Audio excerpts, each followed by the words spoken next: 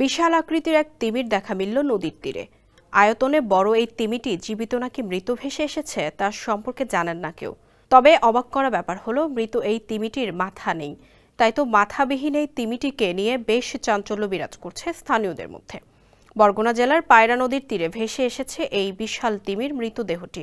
সোমবার বিকেলে বরগুনা সদর উপজেলার এম বালিয়াতলী ইউনিয়নের ছনবুনিয়া এলাকার সংরক্ষিত চরে প্রথমে দেখতে পায় স্থানীয় জেলেরা। ধারণা করা হচ্ছে মৃত তিমিটির কয়েকদিন ধরেই নদীর তীরে পড়ে থাকতে পারে, কারণ বর্তমানে তিমিটি অর্ধগলিত অবস্থায় দুর্গন্ধ ছড়াচ্ছে, ফলে দূষিত হচ্ছে আশেপাশের পরিবেশ।